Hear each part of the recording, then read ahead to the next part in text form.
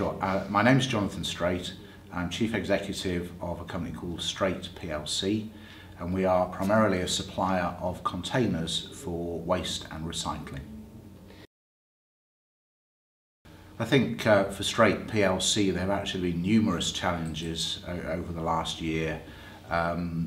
Firstly, our sales have been hit. Our sales are not as high as we would have expected, despite some growth in the first half. Secondly, our margins are under pressure, and thirdly, our input costs have gone up. So a combination of factors which have made trading extremely challenging this year. I don't see the general position particularly improving. Our position looks like it has improved. We've got a very strong order book for the first quarter because we've refocused, we've taken a lot of cost out of the business, and we've made a number of improvements to our manufacturing operation. So acquisitions is a great way to grow quickly. It's a good way to gain market share, it's a good way to gain new products, it's a good way to open new markets. And particularly at the moment, if your business is doing well, there are so many businesses which are distressed or are not doing as well as they might like to, and it's a good time to buy. But there's always a downside with acquisitions. You have to expect that the unexpected will occur. There's always something you didn't expect that will happen, and you need to be ready to deal with it when it does.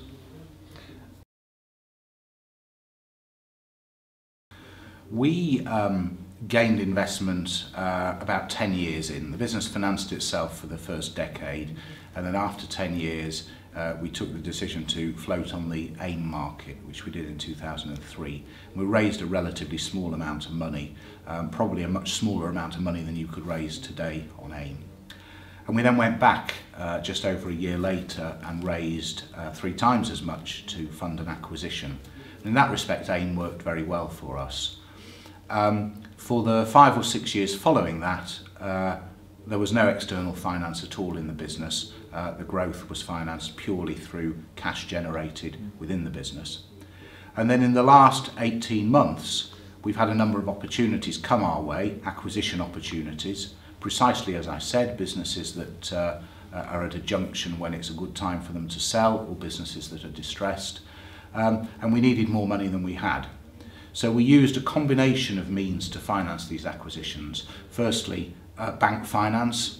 Now, there's a story going around that banks are not helpful and banks are not lending. Actually, our bank has been very supportive. Secondly, hire purchase to buy equipment.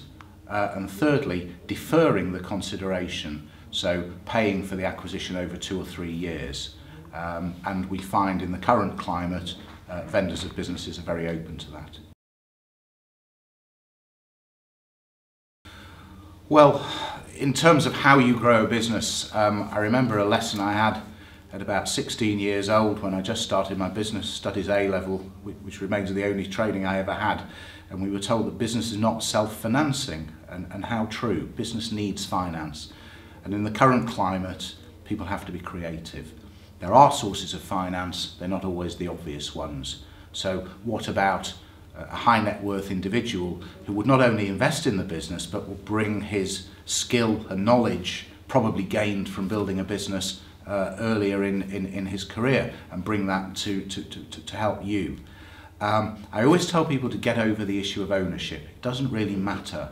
Having a little bit of a cake that's worth a great deal is much more important than having all of a cake that's worth nothing. So trading a bit of equity for knowledge or for finance is not a bad thing. Clearly, don't be taken advantage of, but keeping everything for yourself is not really a good way to grow a business. Well, investors look for a return on their investment. Probably most investors expect that return too quickly, and that's a well-known criticism of many of the forms of finance available. Investors will be looking for a unique proposition. Investors will be looking for a business that has little or no competition. And I think the main thing investors will be looking for is the passion and enthusiasm of the business owner and the business management team. They need to see the look in your eyes, the sparkle of enthusiasm when you're talking about what you're doing and what you're going to do, and that will really inspire them. Personally, My involvement with the Chamber has been minimal, although I've been to a number of events that the Chamber has staged over the past years. I think the great thing the Chamber does is bring people together. It unifies businesses within the region, whatever level they're at, whatever stage they're at, and it provides a very good source of information to those businesses. My advice to anybody in business is to be persistent. Every entrepreneur I've ever met has come across hurdles and problems in getting to where they are now, and they've always been persistent. And in my career, again and again, we've had problems, and again, persistence has seen us through. So be persistent would be my advice to anyone in business today.